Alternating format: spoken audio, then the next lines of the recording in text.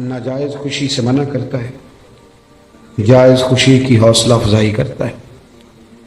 نبی کریم صلی اللہ علیہ وسلم نے فرمایا کہ جب تم شادی کرو تو ولیمہ ضرور کرنا، چاہے ایک بکری کا بچہ ہی ذبح کرو۔ اور پھر صحیح بخاری میں موجود ہے، حضور علیہ السلام نے فرمایا جب تمہیں کوئی ولیمے کی دعوت دے تو ضرور جانا۔ دونوں باتوں پہ غور کر لیں، یعنی ایک طرف فرمایا خوشی کرنا ضرور، اور دوسری طرف فرمایا جب کوئی خوشی کرے تو اس میں شرکت ضرور کرنا۔ نبی کریم صلی اللہ تعالی علیہ وسلم کی گھر کے اندر جو بظاہر حالت تھی، جو حضور کا فقر اختیاری تھا، اس کا عالم یہ تھا کہ ایک ایک مہینہ گھر میں چولہا نہیں جلتا تھا، کتنے کتنے ہفتے اور کتنے کتنے دن بیت جاتے تھے بغیر کھانا کھائے، روٹی کھائے، کھجور پر، سرکے پر، دودھ پر گزارا ہوتا تھا۔ لیکن جب خوشی کا موقع آتا، مسرت کا موقع آتا، اللہ نے آپ کو نواسے دیے امام حسن اور حسین، تو مہینہ مہینہ چولہا نہیں جلتا تھا، پر جب نواسے تشریف لائے تو حضور نے ایک ایک بکرا نہیں، دو دو بکرے ذبح فرمائے، دو دو۔ آپ اس پہلو پر ضرور غور فرمائیے گا کہ 2 بکرے عقیقے میں حضور نے ذبح فرمائے۔ جب خوشی کا موقع آئے گا تو پھر خوشی کا اظہار کیا جائے گا، پھر خوشی اور مسرت کے تذکرے کیے جائیں گے۔ نبی کریم صلی اللہ تعالی علیہ وسلم کا جو میلاد ہے نا، وہ کائنات کا سب سے عظیم ترین واقعہ ہے۔ ہم جو کہ میلاد کا تذکرہ روز کرتے رہتے ہیں، روز سنتے رہتے ہیں، میری بات پہ توجہ ہے آپ حضرات کی؟ مجھے پتا تھا دوستوں نے ابھی آنا ہے، یہ میرے بات علم میں تھی، لیکن میں یہ سمجھتا ہوں کہ افراد کو دیکھ کر بات شروع کرنا یا افراد کو دیکھ کے چھوٹی کرنا یا بڑی کرنا یہ بہتر نہیں ہوتا، اپنے وقت کو دیکھ کے چلنا چاہیے۔ اس لیے مجھے مشورے مل رہے تھے، لیکن میں نے کہا جو کہہ دیا سو کہہ دیا، جو طے ہو گیا سو۔ تو جب میں آپ کی رعایت کر رہا ہوں تو آپ بھی تو میری رعایت کریں نا۔ آپ دائیں بائیں کیوں دیکھ رہے ہیں؟ آپ مہربانی کریں ہماری طرف دیکھیں، اور ہم جو آپ سے باتیں کر رہے ہیں ان پر توجہ کریں، اور ہم حضور سید عالم صلی اللہ علیہ وسلم کا میلاد شریف بیان کر رہے ہیں، اور میلاد کے لیے تو شرط ہی کوئی نہیں، اللہ کا فضل ہے۔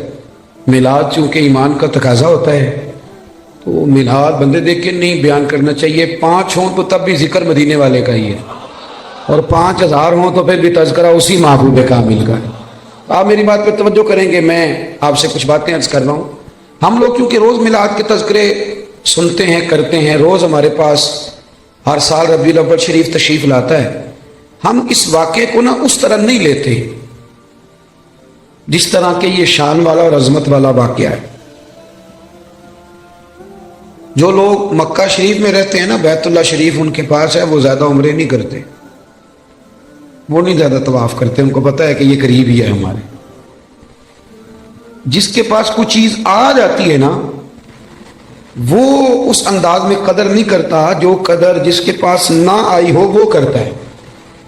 میلاد شریف کو اگر آپ نے غور سے دیکھنا ہو تو آپ حضرت آدم علیہ السلام کا وہ قول دیکھیں، جب آپ نے بیٹے حضرت شیش علیہ السلام سے کہا تھا بیٹے سارا کچھ بھول جانا پر آخری نبی کریم علیہ السلام پر درود و سلام پڑھنا نہ بھولنا۔ آپ نے اگر میلاد کی میری بات پہ توجہ کریں، میری طرف غور کریں، اگر بات کی قدر و منزلت دیکھنی ہے میلاد کی تو آپ حضرت ابراہیم کی وہ دعا دیکھیں۔ ایک آدمی جب مزدوری کر لیتا ہے تو پھر وہ کہتا ہے کہ مجھے ملنی بھی چاہیے، اور اسلام کا قانون ہے کہ مزدور کا پسینہ خشک ہونے سے پہلے اسے اس کی مزدوری دے دی جائے گی۔ لیکن حضرت ابراہیم نے اپنے صاحبزادے سمیت بیت اللہ شریف تعمیر کیا، اور مزدوری کیا مانگی؟ ربنا وابعث فیہم رسولا، یا اللہ مجھے وہ شان والا رسول عطا کر دے۔ آپ اس شخص کی قدر کو ملاحظہ کرتے ہیں جو ہزاروں سال پہلے نبی پاک کے آنے کی دعائیں مانگ رہا ہے؟ آپ ذرا سوچیں کتنا لمبا انتظار ہے، کتنا لمبا انتظار ہے۔ اور کبھی اس طب اول کو دیکھیں جو محبوب کی ولادت سے کئی ہزار سال پہلے مدینے سے گزرا تھا، تو اسے کسی نے بتایا تھا کہ یہاں آخری محبوب آئیں گے، تو وہ عریضہ لکھ کے دے گیا تھا عریضہ کہ یہ رکھ لینا، اور اگر تمہاری زندگی میں نہ آئے تو پھر اپنی اگلی نسل کو دے دینا، وہ نہ آئے تو اگلی نسل میں دے دینا۔ وہ چلتے چلتے حضرت ابو ایوب انصاری تک پہنچا تھا۔ آپ اس آدمی کا انتظار تو ذرا دیکھیں، اس کا انتظار تو دیکھیں، اس نے میلاد کا کتنا عرصہ انتظار کیا ہوگا۔ اس کی آنکھوں میں کتنی روشنی ہوگی، کتنی کچھ تڑپ ہوگی، وہ کتنا ذوق رکھتا ہوگا۔ محبوب جب جناب ابو ایوب انصاری کے گھر آئے تو حضور نے مسکرا کے فرمایا ساری باتیں کر لی ہیں، وہ روکا تو مجھے دے دے، وہ روکا تو میرے حوالے کر دو، میرے نام لکھا گیا ہے۔ نبی کریم صلی اللہ علیہ وسلم نے ہر اس شخص کو، حضرت سلمان فارسی کہتے ہیں میں نے صدیوں کا سفر طے کیا، صدیوں کا۔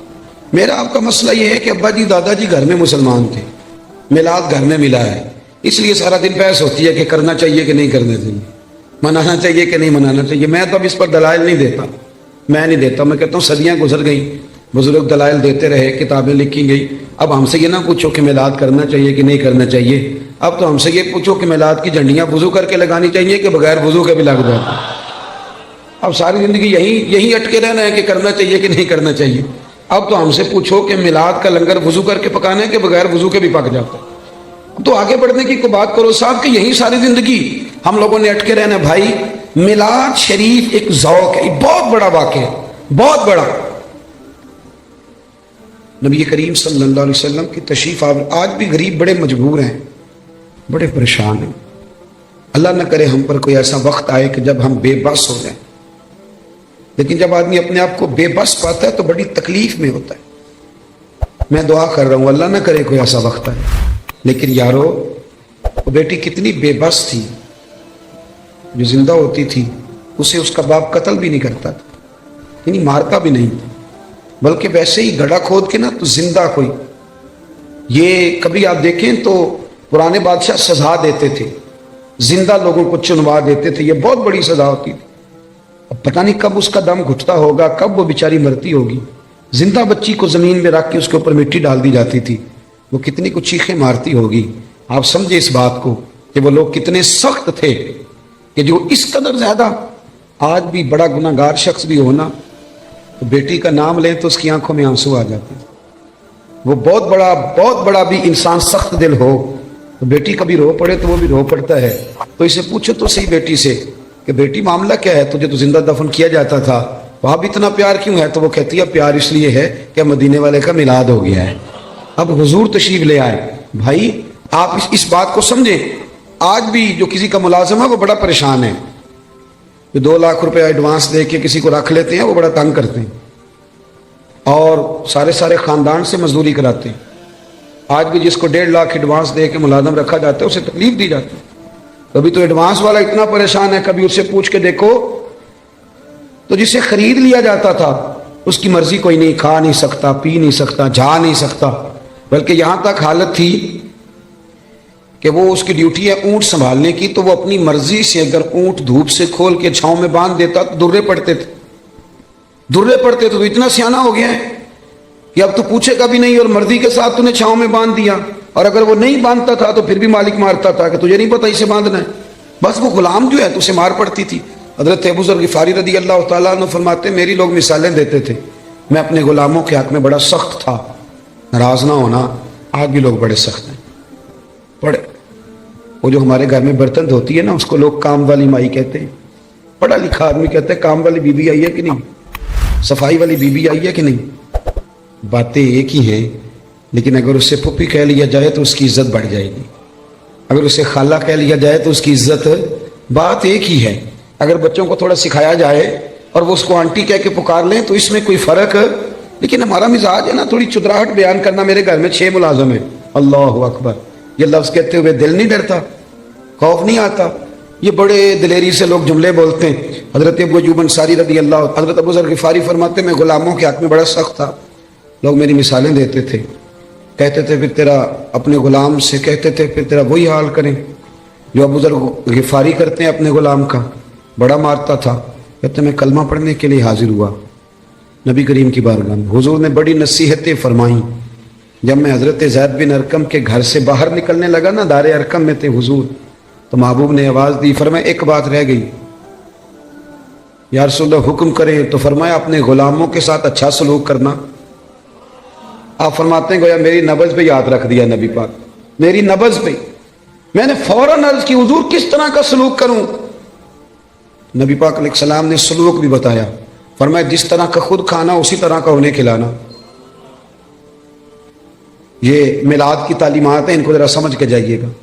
जिस तरह का खुद खाना उसी तरह का उन्हें खिलाना, और फरमाया जिस तरह का खुद पीना उसी तरह का उन्हें पिलाना, और जिस तरह का खुद पहनना उसी तरह का उन्हें पहनाना। ये हुजूर की तालीमात है मुलाजम के हक में। आज पढ़ी लिखी सोसाइटी में ये होता है सारा कुछ, जो बड़ा शोर करते हैं लिबरल लोग कि हम जी बड़े बड़े हुकूक बयान करते हैं सोसाइटी में, तो ये करते हो सारा कुछ कि जिस तरह का खुद खाना उसी तरह का उन्हें भी खिलाना, जिस तरह का खुद पीना उसी तरह का उन्हें भी पिलाना। हजरत अबू ज़र गिफ़ारी फरमाते हैं मेरे गुलाम बड़ा डरते थे, पर मैं हुजूर की बात सुन के जब घर गया ना, तो आज मैंने अपनी अहलिया से कहा खाना तुम पकाओगी। इन्होंने खाना पकाया तो मैंने खुद दस्तरखान पे चुना, आधे गुलाम इधर बिठा लिए आधे इधर बिठा लिए, मैं बीच में बैठ गया। फरमाते हूँ मेरे साथ जो गुलाम बैठा था वो बूढ़ा था, वो लुकमा उठाता तो हाथ कांपते। मैंने उन्हें कहा बाबा डरते क्यों हो? तो कहने लगा अब नहीं मुझसे दुर्रे खाए जाते, मैं बूढ़ा हो गया हूँ। रोटी पे बिठा लिया, जो असल बात है वो बताइए, हमें डर आता है आपसे। तो हजरत अबू ज़र गिफ़ारी फरमाते मैं कभी नहीं रोया था, पर आज मैं रो पड़ा। मैंने कहा बाबा अब तुम्हें कोई भी नहीं मारेगा, अब तुम पर कोई दुर्रे नहीं बरसाएगा, अब तुम्हारे सफ़ेद बालों की कदर होगी। वो कहने लगे अब क्या हुआ है? तो मैंने कहा मैं मदीने वाले रसूल का गुलाम बन गया हूँ, और हुजूर ने हुक्म दिया है गुलामों के साथ अच्छा सलूक करने का। भाई मिलाद, आप जरा पस मंजर में जाएं, मिलाद को जरा देखें। मैं ना इस साल रबीउल अव्वल शरीफ पे ना हर महफिल में दोस्तों को एक मशवरा दे रहा हूँ, आपको भी दे दूं। जो चुप है उनकी हाँ है कि ना है? अल्लाह जज़ाए खैर दे आपको। वो चुप भी बैठे हुए हैं ना जी, जो बंदे चुप होते हैं वो कभी कभी घूरते भी हैं थोड़ा सा, तो बंदा परेशान भी होता है कि अब ये घूर रहा है, अल्लाह जाने क्या बात है। तो आप तो खुश है ना, खुश इसलिए होना चाहिए कि मिलाद शरीफ का मौका है। निसार तेरी चहल पहल पे हजारों ईद रबीउल अव्वल, सिवाय इबलीस के जहां में सभी तो खुशियां मना रहे। तो मेरे अजीज आप मेरी बात पर तवज्जो, मैं एक मशवरा दे रहा हूं दोस्तों को। मैं कहता हूं कि मिलाद शरीफ ना हमारे यहाँ रस्मन भी मनाया जाने लगा है। कुछ लोग मिलाद आता है तो कुछ लोगों का सीजन आ जाता है, उनका सीजन शुरुआत लगने लगते हैं, बाहर की नहीं गोने लगती है, माहौल शुरू होता है। कुछ चंदे मांगने वाले हैं वो भी चौंकों में प्लेटें लेके खड़े हो जाते हैं। एक तरफ ये दावा करते हो कि हम नबी पाक के नाम का खाते हैं, हमारा सारा कुछ हुजूर का सदका, और मिलाद की बारी आए तो चंदे मांगते हो। सारे साल में एक महफिल तो अपनी जेब से करा लो, एक ही जेब से करा लो। चलो अल्लामा साहब भी एक जेब से करा लें, पीर साहब भी एक जेब से करा लें, कोई एक तो जेब से कराओ। एक तरफ कहते हो हुजूर के नाम का खाते हैं, दूसरी तरफ प्लेटें लेके खड़े हो चौंकों में, ये क्या माना हुआ? मेरे अजीज मिलाद जज्बात के साथ मनाएं, मिलाद शौक के साथ मनाएं। बहुत बड़ा चौधरी नवाब सेठ, बहुत बड़ा जो है वो इंडस्ट्री का मालिक 12 रबीउल अव्वल शरीफ को ना सुबह सुबह झाड़ू ले ले और अपने मोहल्ले की मस्जिद में जाके झाड़ू देना शुरू कर दे। वो सारे लोग पूछे सेठ साहब आपने तो कभी खुद उठ के पानी का प्याला नहीं पिया, आज खैरियत है? तो उसकी आंखें आंसू बहाएं। वो कहे यारो आज मैं सफाई करूंगा इसलिए कि आज कोई मामूली दिन नहीं, आज मेरे नबी करीम के मिलाद शरीफ का दिन है। ये ज़ौक बने ज़ौक। अल्लामा साहब, पीर साहब, मुफ्ती साहब वो झाड़ू ले ले और मस्जिद की गली में सफाई शुरू कर दें। सारे शागिर्द और मुरीद और अकीदतमंद दौड़, हजरत मैं करता हूं मुझे दे दें। तो कहे नहीं यार तू पीछे हट जा, मुझसे तो किसी ने सलाम नहीं लेनी थी, मेरा तो किसी ने हाल नहीं पूछना था। ये मेरी जितनी शानें हैं ये मदीने वाले महबूब के मिलाद का ही सदका है। आज हुजूर का मिलाद शरीफ, 2 जोड़े ले लिए भाई ने, एक मिठाई का डब्बा ले लिया और 10 रबीउल अव्वल को अपनी बहन के घर चला गया, जाके ना उसे मिठाई खिलाई, 2 जोड़े कपड़ों के दिए। तो हमशीरा बोल पड़ी, कहने लगी भाई तेरे पास तो टाइम ही नहीं होता, तू कैसे आ गया? तू कैसे आ गया? तो भाई की आंखें चमक पड़ी। वो कहने लगे बहन 2 दिन बाद ना मेरे नबी पाक का मिलाद शरीफ है, तो मैं ईद मिलाद वाली ईद ही देने आया हूँ। तो बहन रो पड़ी, ने सारे मोहल्ले को बताया मेरा भाई अपने नबी से बड़ा ही प्यार करता है। बड़े मिलाद में ना जज्बात नहीं शामिल होते, अब बात रस्मन रह जाती। आप वो कैफियत जो आदमी अपने बेटे की शादी रखता है, उसकी बहन और बहनोई अगर नाराज हों तो वो मनाने नहीं जाता उनको, बताओ यार शादी है, खुशी तुम्हारे बगैर नहीं हो सकती। तो मिलाद शरीफ की जिसने खुशी करनी है उसके सारे रिश्तेदार नाराज हो तो उसने खुशी कैसे मना ली? चाहिए तो ये था ना कि वो मिलाद शरीफ से पहले जाता नाराज लोगों के घरों में और जाके कहता सारी खुशियों से बड़ी खुशी ही आई है, मैं आपसे माजरत करने आया हूँ, आओ सारे मिल के इकट्ठे होकर नबी पाक का मिलाद मनाएं। ہم اگر میلاد میں جذبات شامل کریں، ذوق شامل کریں، گہرائی میں اتر جائیں، گہرائی میں جائیں، اور پھر جتنی تعلیمات ہیں نبی پاک کے میلاد کی، جتنی تعلیم، دیکھو نا آج بھی جب میلاد کا اسٹیج سجتا ہے نا، جس نے 2 لاکھ روپیہ، 1 لاکھ روپیہ، 50,000 روپیہ تعاون کیا ہوتا ہے نا، وہ اسٹیج پہ بیٹھ جاتا ہے، چاہے وہ سارا سال مسجد نہ آیا ہو۔ اس نے جیب میں رکھی ہوتی ہے سیاستدان نے، سیٹھ صاحب نے ٹوپی، تو وہ سفید ٹوپی نکالتا ہے، چونکہ اس نے 50,000 دیا تو آ جاتا ہے اسٹیج پہ، اور جن کے ہاتھوں میں نوٹوں کی دتیاں آتی ہیں وہ سارے فرنٹ سیٹ پہ بیٹھے ہوتے ہیں، اور پھر ان کے نام بھی نعت خواں یاد کر لیتے ہیں، اللہ ماشاء اللہ، کہتے ہیں یہ حاجی بڑا عاشق رسول ہے۔ بھی عشق تو اندر کی بات ہے، تجھے کیسے پتا چلا اس کے اندر ہے کہ نہیں؟ یہ تو پھر تو کیسے گہرائی میں اتر گیا کہ حاجی عاشق رسول ہے، کہ یہاں عشق رسول کے لیے نوٹوں کی دتھی کا ہونا ضروری ہے؟ یہ مزاج بدلیں۔ سارا سال ہر اسٹیج پہ امیروں کا قبضہ رہتا ہے، اگر میلاد کے اور سیرت کے اسٹیج پر بھی امیروں کا قبضہ رہا تو غریب بیچارے کدھر گئے؟ ایک تو نیکی کرو، محلے کا جو سب سے غریب آدمی ہے جس کو کبھی کسی نے نہیں پوچھا، اس کے لیے ایک جوڑا بنواؤ، اس کے سر پہ دستار سجاؤ، اور 2 فجر کے وقت آ کے مسجد کھولتا ہے، صفائی کرتا ہے، اسے کپڑے پہناؤ اچھے، دستار سجاؤ، میلاد کے اسٹیج پہ بٹھاؤ، تو وہ کہے اب کیا کرنا ہے، تو اسے کہو اب کہنا ہے ہم غریبوں کے آقا پہ بے حد درود، ہم غریبوں کے آقا پہ، ہم غریبوں کے آقا پہ بے حد درود، اور ہم فقیروں کی ثروت پہ لاکھوں سلام۔ میلاد میں اصطلاحات کی ضرورت ہے۔ مجھے نہیں اچھا لگتا لنگر ہو میلاد شریف کا اور وہ چھتوں سے بانٹا جائے، ایک طرف لنگر اور وہ بھی لنگر شریف، اور پھینکا جا رہا ہے چھتوں سے۔ میلاد شریف کے لیے میں اپنے ہاں یہ اہتمام کرتا ہوں، میں کہتا ہوں تازی روٹی آپ باورچی سے کہیں وہ روٹیاں پکائے، صبح فجر کے بعد کھانا شروع ہو جاتا ہے۔ میں اپنے سنگیوں سے کہتا ہوں بھی سارا دن روٹی کھانی ہے آج، سارا دن۔ اس کا طریقہ یہ ہوگا کہ تھوڑی سی اب کھا لو، تھوڑی سی ٹھہر کے کھا لو، تو کیا کو کیسے کھانی ہے؟ غریبوں کو بلا بلا کے لاؤ۔ آپ کو پتہ ہے نا، ہر محفل میں غریبوں کے دسترخوان الگ ہوتے ہیں، امیروں کے دسترخوان۔ پیر صاحب کو چونکہ گلے کی تکلیف ہوتی ہے تو ان کے لیے اللہ ماشاءاللہ دیسی گھی کی یخنی الگ تیار ہوتی، کالی مرچ والی، انہوں نے الگ کھانی ہوتی، وہ سارا بندوبست الگ سے تیار ہوتا ہے، اور غریب آدمی کو پھینکے جاتے ہیں یوں کر۔ یہ اعزاز نہیں۔ میری بات کی سمجھ آ رہی ہے؟ آپ مجھے بتائیں کہ آپ بیٹے کی شادی کریں تو شاپر پھینکیں گے، ڈبے پھینکیں گے، آپ چھتوں سے پھینکیں گے؟ آپ لوگ کہیں گے یہ کیا طریقہ ہے؟ آپ بٹھائیں لوگوں کو اور ان کے ساتھ خود بیٹھیں، سیٹھ صاحب، چودھری صاحب، علامہ صاحب، مفتی صاحب، پیر صاحب، ویسے ہی غریب کے ساتھ بیٹھ جائیں گے نا تو روٹی آنے سے پہلے ہی آدھا پیٹ بھر جائے گا اس کا، وہ سمجھے گا مجھے عزت مل رہی ہے، مجھے وقار مل رہا ہے۔ میلاد کے موقع پر غریب کو بٹھال کے، اللہ کرے کہ ہم یہ خوشی منائیں کہ آج روٹی میں اپنے ہاتھوں سے کھلاؤں گا، آپ کھانے ڈال ڈال کے لائیں، ان کو کھلائیں، ان کی خدمت کریں، اظہار مسرت کریں، شوق پیدا کریں۔ سیاستہ میں روایت ہے، حضرت عتبان بن مالک رضی اللہ تعالیٰ عنہ نابینا صحابی تھے، میرے نبی کریم علیہ السلام کی خدمت عالی مرتبت میں حاضر ہوئے، عرض کی یا رسول اللہ صلی اللہ علیہ وسلم، میرا دل کرتا ہے میرے گھر تشریف لائیں۔ صاحب نسیم الریاض نے ایک باب باندھا ہے شرح شفا شریف میں، وہ فرماتے ہیں کہ جب تک نبی کریم علیہ السلام کا شوق نہیں نہ پیدا ہوتا ساری عبادتیں پھیکی رہ جاتی۔ کیا چیز جی؟ شوق۔ نبی کریم علیہ السلام فرماتے ہیں، رب فرماتا ہے جو مجھ سے ملنے کا شوق رکھتا ہے نا، اللہ فرماتا ہے میں بھی اس سے ملنا چاہتا ہوں، اور جس کے دل میں کبھی خواہش نہ پیدا ہوئی کہ میں اپنے رب سے ملوں، رب بھی اس کی ملاقات کو پسند نہیں۔ یہ شوق یعنی حضور علیہ السلام کا شوق، محبوب کے لیے اہتمام، بندوبست، یہ ضروری ہے۔ حضرت عتبان بن مالک عرض کرنے لگے یا رسول اللہ کبھی میرے گھر آئیں، نبی رحمت سید عالم صلی اللہ علیہ وسلم نے فرمایا کل ظہر کے بعد آؤں گا۔ کتنے لوگ آئیں؟ عرض کی حضور ظہر کے نمازی سارے آ گئے۔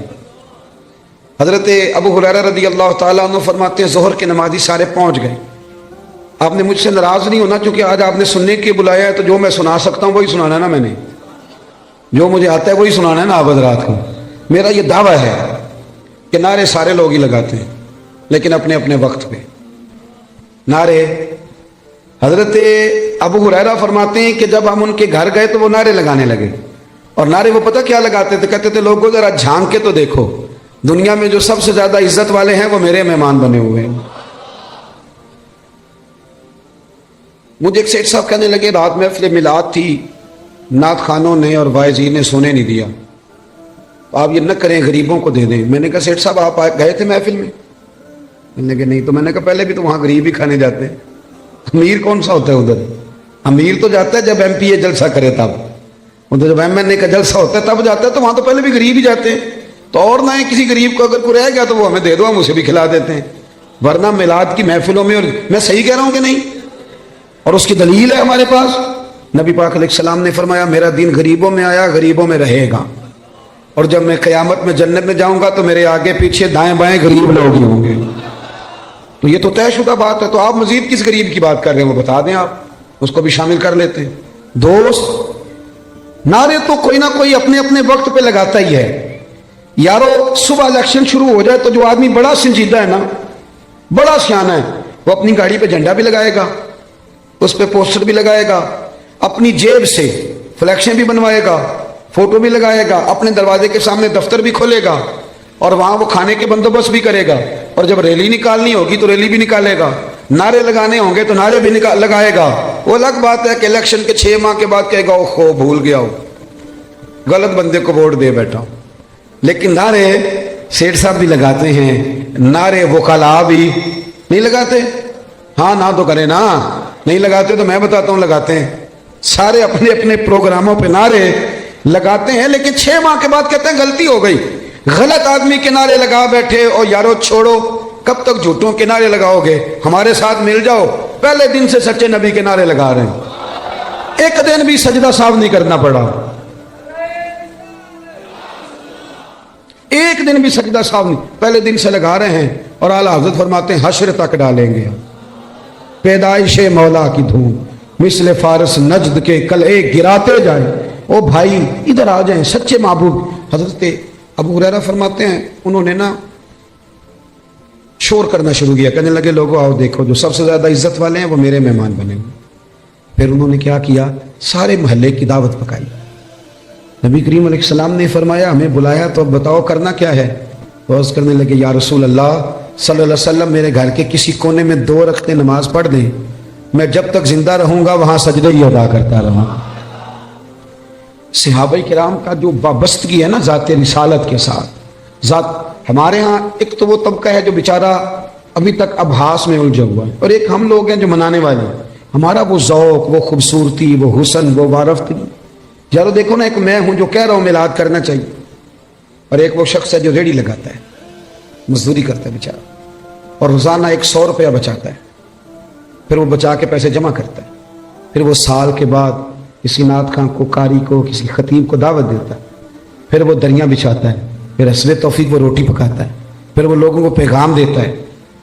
نہ اس کی فوٹو آتی ہے, نہ وہ اسٹیج پہ بیٹھتا ہے, نہ اس کا اشتہار پہ نام آتا ہے. لیکن ایک بات تو پکی ہے نا کہ اس نے غربتوں میں رہ کے جب ذکر رسول کی بزم سجائی ہے تو یہ تو دعویٰ ہے نا کہ اس کی روح کا رشتہ ہے مدینے والے رسول کے ساتھ, اس کی روح کا رشتہ ہے. ہمیں اپنی نسلوں کو, بچوں کو بتانا چاہیے. اور پھر پوری دنیا میں جب آپ میلاد مناتے ہیں تو پیغام امن جاتا ہے. پوری دنیا میں ایک دفعہ میلاد کی جلسے کو معمولی نہ سمجھے, میری طرف دیکھیں, جب آپ میلاد مناتے ہیں تو میری طرح کا بالکل چھوٹا آدمی بھی ہو تو یہ تو وہ بتاتا ہے نا کہ حضور کے آنے سے پہلے بیٹیاں ذبح ہوتی تھیں, یہ تو وہ بتاتا ہے نا غلام بکتے تھے, یہ تو بتاتا ہے نا کہ ماں باپ کی کوئی قدر ہے. یہ ہر جگہ ہوتا ہے کہ نہیں ہوتا؟ ہر میلاد میں, بلکہ کئی لوگ شکوہ بھی کرتے ہیں, لو جی ہر سال وہی بات چھیڑ دیتے ہیں. تو میں کہتا ہوں یہی تو بات ضروری ہے چھیڑنی. ہر آدمی یہ ہر سال یہ بات بتلاتا ہے نا کہ غلام بکتے تھے, ہر سال ہر آدمی یہ بات کرتا ہے کہ ماں باپ منڈیوں میں بیچے جاتے تھے. تو جب آپ ربیع الاول شریف میں میلاد مناتے ہیں نا تو نبی پاک کی تعلیمات نئے سرے سے پوری دنیا کے اندر پھیلتی ہیں, نئے سرے سے. اور میں نے دیکھا ہے, میں نے ملک سے باہر بھی دیکھا ہے کہ صرف ایک زبان میں نہیں, ہر زبان میں میلاد کے جب تذکرے چھڑتے ہیں ہر زبان میں, تو پوری دنیا میں یہ پیغام جاتا ہے کہ یہ 12 ربیع الاول کے جو ایام ہے یہ پیغام امن کے ایام, یہ پیغام محبت کے ایام. یہاں عورتوں کے حقوق کی بات ہوگی, یہاں جانوروں کے حقوق کی بات ہوگی, یہاں ماں باپ کے حقوق کا ذکر ہوگا, یہاں پڑوسی کے حقوق کا ذکر ہوگا, یہاں بیٹی کی بابت بتایا جائے گا. ایک بات اور آپ سے کرنی ہے, اس پر بھی آپ نے خاص توجہ کرنی ہے. انسان کچھ چیزیں ایسی ہوتی ہیں جو اس کی تقریر سے ثابت ہوتی ہیں, اور کچھ چیزیں ایسی ہوتی ہیں جو اس کے عمل سے ثابت. ہمارا زمانہ نہ تیز لوگوں کا زمانہ ہے, لوگ آگے بڑھ کے نہ اپنا بتانا چاہتے ہیں. اپنا بتانے سے بات نہیں بنتی، عمل کرنے سے بات بنتی. میں اپنے دوستوں کو اکثر مشورہ دیتا ہوں کہ کبھی کسی کو شیشے میں اتارنے کی کوشش نہ کرنا. اگر تم نے کسی کو شیشے میں اتارا تو دنیا بڑی تیز ہے، وہ تمہیں شیشے میں اتار لے گا. مت کوئی ایسا کام نہ کرنا. اخلاص حسن ہے زندگی کا. اخلاص والے لوگ اداکار نہیں ہوتے، وہ جو ہوتے ہیں وہ اصل ہی ہوتے ہیں. وہ جو ہوتے ہیں وہ اصل ہوتے ہیں، ان میں کوئی اداکاری نہیں ہوتی. میلاد شریف کا عنوان اور میرے نبی کریم صلی اللہ تعالی وسلم کی تشریف آوری، اس نے دنیا سے ہر ملمہ سازی کو دور کر دیا اور احساس، اخلاص، ان چیزوں کو بیدار کر دیا. حضور کے آنے سے پہلے رشتے سارے ہی تھے. ماں بھی ہوتی تھی، باپ بھی ہوتا تھا، بہنیں بھائی سب رشتے ہوتے تھے، رشتے تھے، ان میں احساس نہیں تھا. اگر میلاد منانے والے میں احساس ہی نہ ہو اور وہ دعویٰ اونچا کرے، احساس ہی نہ ہو، صرف وہ بالکل دنیا داری کرے. میلاد تو احساس کا نام ہے نا. حضور نے احساس دیا. احساس. ہمارے یہاں کچھ رشتے ایسے ہوتے ہیں جن کا تذکرہ لوگ کرتے نہیں، شرماتے ہیں، جیسے میاں بیوی کا رشتہ ہے. اس انداز میں ماں باپ کے حقوق بیان کیے جاتے ہیں، اولاد کے کیے جاتے ہیں. اس رشتے میں بہت سارے لوگ بات کرتے ہوئے جھجکتے ہیں، حالانکہ یہ وہ رشتہ ہے جسے اللہ نے اپنی نشانیوں میں سے نشانی قرار دیا.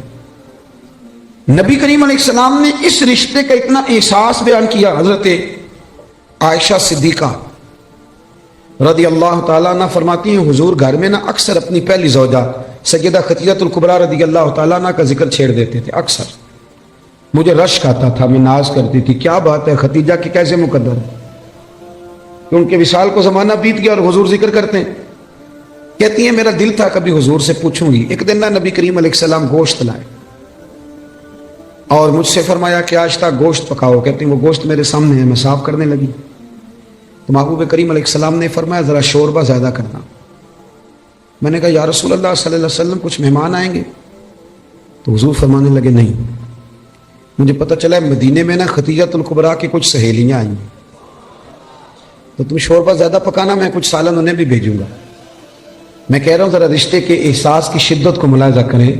وہ باتیں جو اکثر لوگ کرتے ہوئے جھجکتے ہیں کہ اب اس کی بھی شدت بیان کی جائے. فرمایا میں نے نا انہیں سالن بھیجنا ہے. حضرت عائشہ صدیقہ کہتی ہیں میں نے جھجکتے جھجکتے سنبھل کر، سوچ کر، مسجع مکفہ، بڑی احتیاط سے نظریں جھکا کے ایک جملہ کہا. میں نے کہا یا رسول اللہ صلی اللہ علیہ وسلم اللہ نے آپ کو جوان اور خوبصورت بیویاں دی ہیں، آپ تو ہر وقت حضرت خدیجہ کا ذکر کرتے رہتے. کہتی ہیں میں نے تو بات کر دی اور میں خاموش ہو گئی. اب میری جرت نہیں تھی کہ نظر اٹھا کے دیکھوں چہرہ نور کا رنگ کس طرح کا ہے. جھجک رہی تھی. پوری ہمت کر کے میں نے ذرا نظر اٹھائی تو حضور کے چہرے پہ جلال تھا. تو محبوب فرمانے لگے عائشہ آج بات کی، آج کے بعد نہ کرنا.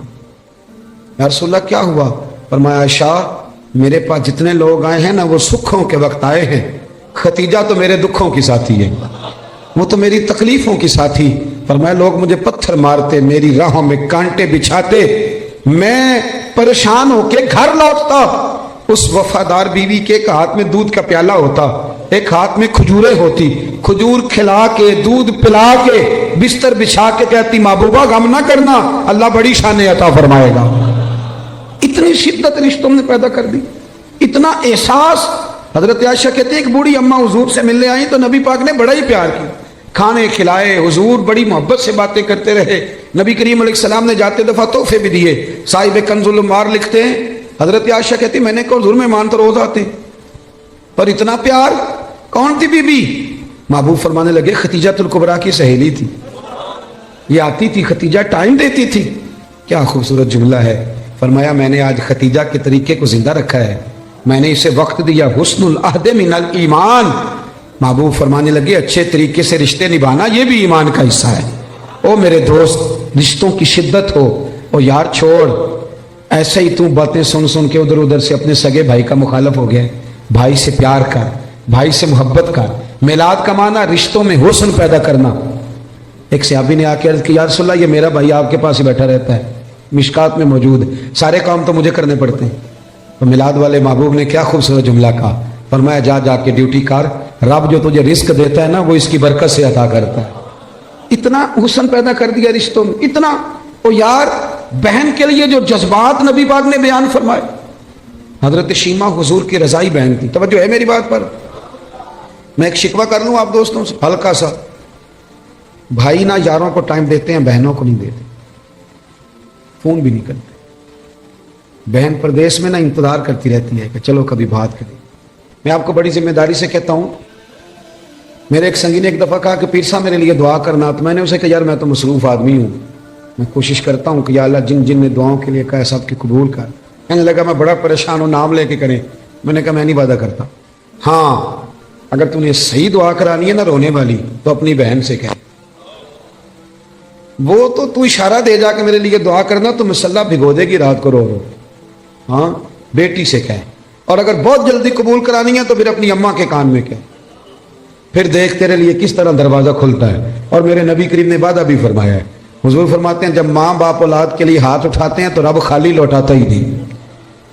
حضور نے نا یہ احساس، لیکن نا آج لبرل لوگ کھڑے ہوتے ہیں تو وہ کہتے ہیں جی اسلام نے جی بہنوں کا حصہ آدھا رکھا ہے اور بھائی کا ڈبل رکھا ہے.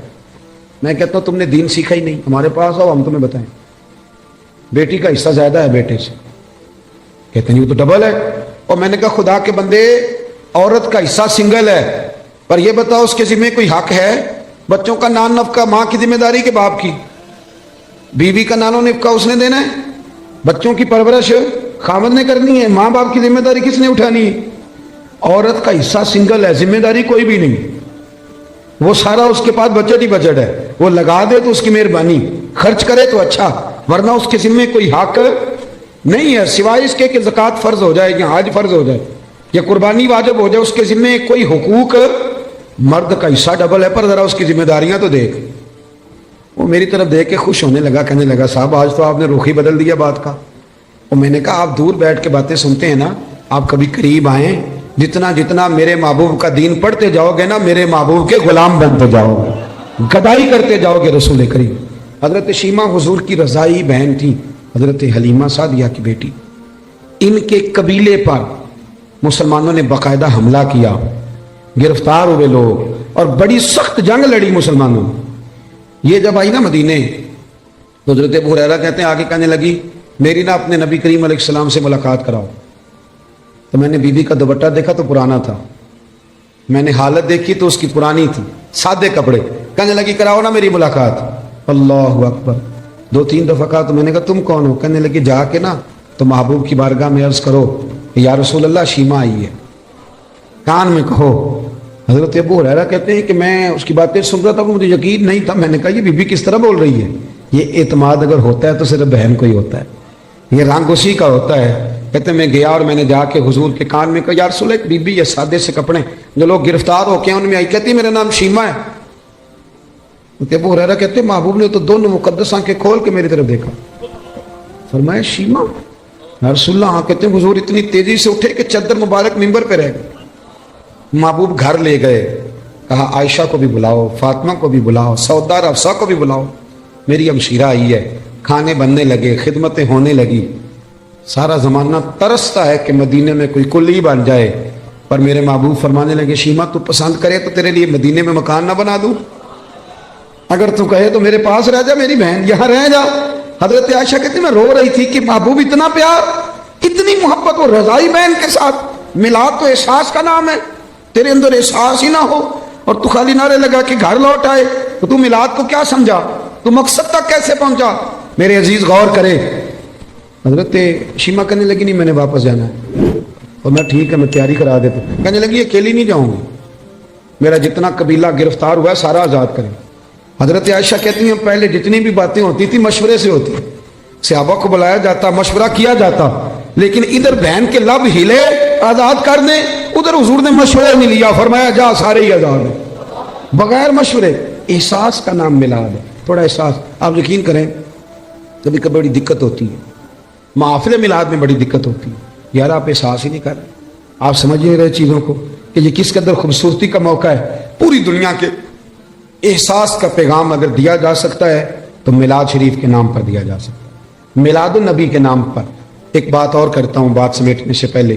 حضرت ام ایمن رضی اللہ تعالیٰ عنہ، یہ حضرت عبداللہ جو محبوب کے والد گرامی ہیں، حضرت عبداللہ رضی اللہ تعالیٰ عنہ کی آزاد کردہ کنیز. حضرت آمنہ کی بھی انہوں نے خدمت کی، نبی کریم کو دودھ بھی پلایا۔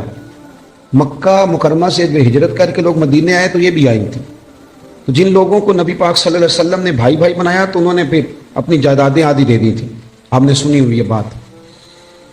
حضرت ام ایمن کو بھی ایک باغ ملا، جب خیبر کے علاقے فتح ہو گئے، بنو نذیر بنو قریظہ کی جائیدادیں آ گئیں، تو نبی پاک صلی اللہ علیہ وسلم نے صحابہ سے فرمایا کہ یہ جو مہاجر ہونا، اب یہ تم جائیدادیں لے لو اور اپنے انصار بھائیوں کی زمینیں واپس کر دو۔ سب نے واپس کر دی۔ حضرت ام ایمن کو ایک باغ ملا ہوا تو حضور نے فرمایا آپ بھی واپس کر دیں، بوڑھی تھی، رضائی والدہ تھی، آپ بھی واپس کر دیں۔ کہنے لگی میں تو نہیں کرتی، میں تو نہیں کرتی۔ اب نبی پاک کو کوئی انکار کر سکتا ہے؟ میں نہیں کرتی، مجھے تو پیار ہو گیا ہے۔ حضرت عائشہ صدیقہ رضی اللہ تعالیٰ عنہ کہنے لگی ام ایمن آپ حضور کو انکار کر رہی؟ محبوب فرمانے لگے عائشہ آپ بیچ میں نہ بولے، میں جانوں اور ماں جانے۔ حضرت عائشہ کہتی ہیں میں اس حسن کے قربان جاؤں، حضور منا رہے ہیں نبی کریم، اللہ کرے آپ کو سمجھ آئے۔ یہ جوان بچوں کو میری بات، کبھی کبھی اماں کو منایا کرو، اور یار کبھی کبھی والد سے کہا کرو کہ ابا جی بیٹھو موٹر سائیکل پہ، سردیوں کے کپڑے نہ لے کے آئے۔ کبھی کبھی اماں سے کہا کرو کہ اماں جی آج میرا دل کرتا ہے میری مرضی کا کھانا بناؤ، اور کھانا نہ میرے آنے تک دونوں مل کے کھائیں گے۔ اس احساس کا نام میلاد ہے۔ نبی کریم صلی اللہ علیہ وسلم جناب ام ایمن کو منانے لگے، اماں دے دے، سب نے دے دیا۔ کہنے لگے مجھے پیار بڑا ہو گیا، اتنے سال بیت گئے، مجھے اس باغ سے پیار ہے۔ حضور حضرت ام ایمن کو ساتھ لے کے گئے، پہلے ایک باغ دکھایا، کہنے لگی میں نہیں یہ لیتی، پھر دوسرا دکھایا یہ بھی نہیں لیتی، چوتھا باغ دکھایا تو کہنے لگے یہ ملے تو میں دے دوں گی۔ محبوب فرمانے لگے الحمدللہ الحمدللہ، انصاری کا باغ بھی واپس ہو گیا ہے اور میری اماں بھی راضی ہو گئی۔ دونوں بات تھوڑا سا نا پیار۔ آپ یقین کریں اس طرح لڑتے ہیں لوگ چوکوں اور بازاروں میں، اتنی گھٹن ہے اور بڑے پریشان ہیں لوگ، بڑی دقت ہے۔ وجہ صرف اتنی ہے کہ وہ جو احساس ہے نا کہ میں ہوں اور اس کے بعد پھر دوبارہ میں ہوں، یہ کبھی ختم ہو جائے نا۔ اور سب نے کوئی نہ کوئی بات اوڑھ لی ہے۔ میرے بھی ذہن میں آ گیا کہ میں پیر صاحب ہوں، میرے بھی تو مرید ہیں نا، میں بھی ایک ادارے کا صدر نشین ہوں، مجھے بھی ماننا چاہیے۔ اس سے تھوڑا نکل آئے، تھوڑا احساس پیدا کریں، عزت دینی شروع کر دیں۔ آپ یقین کریں معاشرے میں ہر بندہ باعزت ہو جائے، پیار کرنا شروع کر دیں۔ آپ یقین کریں معاشرے سے ساری نفرتیں ختم ہو جائیں۔ آپ ایک دوسرے کو خوشبو بانٹنی شروع کر دیں، یقین کریں ہر تعفن، ہر بیماری دور ہو جائے گی۔ ہمسائے کا دروازہ صاف کرنے کا ارادہ کر لو، اللہ کریم ہمارے گھروں کو بھی صفائی عطا کر دے گا۔ میں اپنے دوستوں سے کہا کرتا ہوں، ایک صاحب ایک دفعہ کہنے لگے بڑے علاج کرائے، بڑے تعویذ لیے، لیکن اللہ نے اولاد نہیں دی۔ تو میں نے کہا یار اگر نہیں نہ دی تو پھر اللہ کی حکمت ہے، بھائی کے بچے ہیں، بہن کے ہیں، کہنے لگے ہیں، تو میں نے کہا ان کو اپنے بچے سمجھ لو، وہ تو اپنے ہی بچے ہیں نا۔ احساس کی بات ہے نا، آپ احساس کر لیں۔ آپ یقین کریں ایک بزرگ تھے تو ان کے پوتے بیاہنے کے قابل ہو گئے تھے، وہ بڑی فکر کرتے تھے گھر کی، تو ان کے بچے مجھے کہنے لگے ابا جی فکر سے بیمار ہیں، انہیں سمجھائیں۔ تو میں نے کہا بابا جی آپ چھوڑ کیوں نہیں دیتے؟ کہنے لگے بچپن سے ہی فکر والا ہوں، ماں باپ کی بڑی کی ہے، بہن بھائیوں کی بھی بڑی کی ہے، اولاد کی بھی بڑی کی ہے، جب تک زندہ ہوں فکر ہی کرتا ہوں، میرا دل کرتا ہے میری زندگی میں پوتے پوتیاں بھی اپنے اپنے گھر والے ہو جائیں۔ تو اگر تو احساس ہو گیا تو پھر تو بڑی بات ہے، نہ ہوا تو نہ ہوا۔ اپنی زندگی میں شعور لائیں۔ اگر ہم تھوڑا تھوڑا کر کے میلاد کو اس کے حسن کے ساتھ سجانے لگے، پیار کرنے لگے، اور کم از کم یہ سارے دن ہی ہمارے درود و سلام میں گزر جائیں، یہ سارے دن۔ اور اگر 12 ربیع الاول شریف کو بھی کسی نے 5 نمازیں نہ پڑھی تو پھر شکوہ کرنے والا شکوہ تو کرے گا نا، اور صحیح کرے گا کہ وہ نماز جس کے بارے میں نبی پاک نے فرمایا نماز پڑھو گے تو میری آنکھیں ٹھنڈی ہو جائیں گی۔ تو میں نماز پڑھ کے بھی تو انسان نبی کریم کو راضی کرتا ہے نا۔ بہت ساری چیزوں کو آپ حدود میں لائیں۔ آپ کے شہر کا مجھے نہیں پتا، میں نے اپنے شہر میں دوستوں سے ہاتھ باندھ کی گزارش کی ہے، ہاتھ باندھ، باقاعدہ ہاتھ باندھ کی۔ میں نے کہا تھا مہربانی کرو عورتوں کو ماڈل دیکھنے نہ لانا، ہم پہ رحم کھاؤ۔ یہ کون سا میلاد ہے کہ آپ بیویوں کو موٹر سائیکل پہ بٹھائیں اور بے پردگی کرے راتوں؟ یہ کون سا میلاد شریف؟ مہربانی کرو۔ اور کسی جگہ میلاد میں کوئی غیر شرعی حرکت ہوتی ہے تو یاد رکھنا وہ میلاد سے حضور راضی نہیں ہوں گے، بلکہ نبی کریم علیہ السلام گریبان تھامیں گے اور سوال کریں گے کہ میرے نام پر یہ دھما چوکڑی، اتنا بڑا ظلم، مہربانی فرمائیں۔ بالکل دائرہ شریعت کے اندر، بالکل۔ اور میلاد میں وہی کام کریں جو ہمارے بزرگوں نے ہمیں دیے ہیں۔ سب سے پہلے تلاوت ہوتی ہے، اس کے بعد نعت شریف کے بعد بیان، اور بیان کے بعد سلام، اور سلام کے بعد، اور آپ کسی کے سامنے یہ والا میلاد پیش کریں گے تو میں ذمہ داری سے کہہ رہا ہوں اس میں سے کوئی چیز ایسی نہیں جس کو کوئی ناجائز کہہ سکے. نہ قرآن پڑھنا ناجائز ہے، نہ نعت پڑھنا، نہ تقریر کرنا ناجائز ہے، نہ محبوب پہ درود و سلام بھیجنا، کوئی ایسی چیز نہیں. لیکن بہت اندر رہ کے، اور وہ جو لوگ سیاستدانوں کے نعرے لگاتے ہیں اور سیٹھوں کے جلسوں میں جاتے ہیں، ان سے بھی میری گزارش ہے کہ اگر وہاں کے لیے وقت نکل سکتا ہے تو پھر مہربانی کرنا میلاد کے جلوس میں بھی سب سے اول صفوں میں نظر آنا، اول صفوں میں نظر آنا، اور میلاد کی محفلوں میں بھی ذرا آگے آگے دکھائی دینا. دعا کرتا ہوں جو میں کہہ سکا اللہ قبول فرما لے، جہاں ہم بھول گئے اللہ ہم سے درگزر فرمائے. اللہم صلی علی سیدنا و مولانا محمد معدن الجود والکرم وعلیہ وبارک وسلم. اللہ ہمارا حاضر ہونا قبول فرما، دین کے کاموں میں اخلاص عطا فرما، ریاکاری، بناوٹ، تصنع، ذاتی شہرت، ذاتی مفادات سے محفوظ فرما، ہمارے گناہ معاف فرما، ہماری غلطیوں سے درگزر فرما. اللہ نفع والا علم عطا فرما، اخلاص والا عمل نصیب فرما. محبوب کے میلاد کا صدقہ امت مسلمہ کے حق میں رحمت والے فیصلے فرما. 80 لاکھ کشمیری ظلم کی چکی میں پس رہے ہیں، مالک ان کی مدد فرما. سالوں بیت گئے اور برما کے مجبور ابھی بھی خیموں میں رہتے، اللہ ان کی مدد فرما. فلسطین کا لوگ ذکر کرنا ہی چھوڑ گئے، اللہ ان بیٹیوں پہ رحم فرما. عراق پہ، افغانستان، لیبیا پہ روز بم برستے، اللہ محبوب کریم کی تشریف آوری کا صدقہ امت کے حال پہ رحم فرما. پاکستان کو استحکام عطا فرما، نبی کریم علیہ السلام کی شریعت کا یہاں نفاذ فرما، نظام مصطفیٰ علیہ السلام کی ٹھنڈا سویرا ہمیں عطا فرما. میرے جن دوستوں نے یہ خوبصورت بندوبست کیا ہے اللہ ان کی دنیا بھی سنوار دے، آخرت بھی سنوار دے. اللہ ان کے حال پہ رحم فرما دے، ہر پریشانی اور آزمائش سے بچا. کتنی تعداد میں دور و نزدیک سے احباب تشریف لائے، اللہ تیرے لیے، تیرے محبوب کے لیے بیٹھے، ہمارا بیٹھنا مقبول فرما. بیماروں کو شفا دے دے، مقروضوں کو قرضوں سے رہا کر دے، جو تنگ دست ہیں انہیں وسعت رزق دے دے. اللہ یہاں جتنے لوگ بیٹھے جس کے دل میں جائز آرزو ہے اپنے فضل سے پوری فرما دے.